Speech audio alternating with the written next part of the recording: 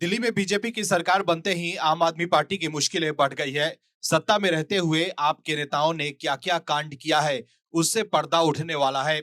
क्योंकि शपथ लेते ही दिल्ली की सीएम रेखा गुप्ता ने आपके धागे खोलने शुरू कर दिए हैं। रेखा गुप्ता ने साफ कर दिया है कि उनका आने वाला समय कैसा होगा, उनके कार्यकाल की रूपरेखा क्या होगी और केजरीवाल की गत क्या होगी। तमाम चीजों पर उन्होंने अपनी राय साफ रख दी है। यानी कि आपके नेता जितना हवा में उड़ते थे, उनके पर कतरने और उनके उत्पात पर अब लक्ष्मण रेखा खींचने आ गई है रेखा गुप्ता।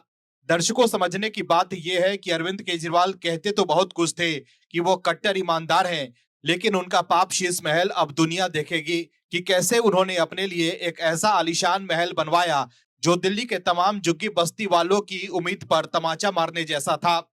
दर्शकों, जब कोरोना काल में दिल्ली के लोग हॉस्पिटल में बेड और ऑक्सीजन सिलेंडर के लिए दर दर भटक रहे थे, तब अरविंद केजरीवाल अपने लिए शीश महल बनवा रहे थे। अरविंद केजरीवाल ने जिस तरह से लोगों के साथ धोखा किया है, उससे कहीं ना कहीं अब लोग जल्दी बदलाव की राजनीति पर भरोसा नहीं करेंगे। लेकिन अब आपके कांड बाहर आने वाले हैं। जिस कैग रिपोर्ट को अरविंद केजरीवाल छुपा रहे थे, उस पर से अब पर्दा उठने वाला है। इसके अलावा भी कई राज अब बाहर आ सकते हैं। वहीं शीश महल पर भी केजरीवाल घिरने वाले हैं। आखिर क्या है रेखा गुप्ता का प्लान, बताते हैं आपको इस रिपोर्ट में। दरअसल सीएम बनने के साथ ही रेखा गुप्ता एक्शन में है। उन्होंने साफ कर दिया है कि आम आदमी पार्टी द्वारा किए गए कथित भ्रष्टाचार को लेकर वो सख्त कार्रवाई करेंगी। जिस तरह से रेखा गुप्ता ने आम आदमी पार्टी को लेकर सख्त तेवर दिखाए हैं, उससे साफ है कि वो आपकी मुसीबत बढ़ाने वाली है। दिल्ली कैबिनेट की पहली बैठक में अहम फैसले हुए हैं। आयुष्मान भारत योजना को मंजूरी दे दी गई है। इसके साथ ही दिल्ली विधानसभा चुनाव में सीएजी की रिपोर्ट पेश करने की मंजूरी दी गई है। आम आदमी पार्टी की सरकार के दौरान 14 सीएजी रिपोर्ट को अभी तक सदन में पेश नहीं किया गया था, जिसे अब पेश करने की योजना है। वहीं रेखा गुप्ता ने यमुना की सफाई पर बड़ा फैसला लिया है। राष्ट्रीय राजधानी में सरकार बदलने के साथ यमुना को पुनर्जीवित करने की कार्य योजना प्रधानमंत्री कार्यालय यानी कि पीएमओ को सौंप दी गई है।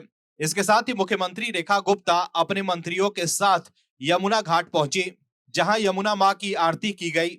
वहीं यमुना की सफाई को लेकर प्रधानमंत्री कार्यालय को जो रिपोर्ट सौंपी गई है, उसमें सीवेज उपचार क्षमता को बढ़ावा देने और अन्य महत्वपूर्ण योजनाओं पर ध्यान केंद्रित किया गया है।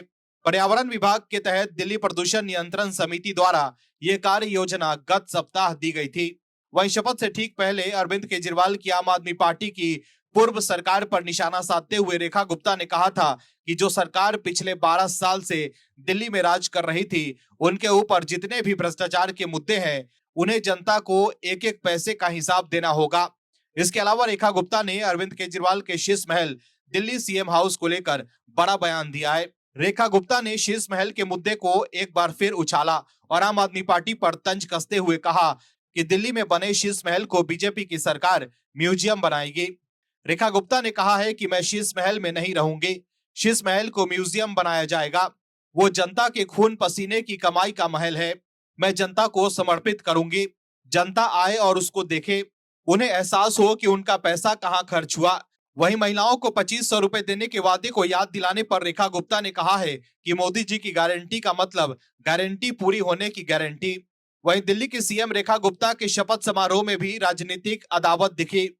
रामलीला मैदान में हुए समारोह से आम आदमी पार्टी ने दूरी बनाए रखी। आतिशी और अरविंद केजरीवाल समेत कोई भी आप नेता शपथ ग्रहण कार्यक्रम के मंच पर नजर नहीं आया, जबकि बीजेपी का कहना था कि पूर्व सीएम आतिशी और आम आदमी पार्टी के राष्ट्रीय संयोजक अरविंद केजरीवाल को शपथ समारोह में बुलाया गया था। Bureau report, OMH news.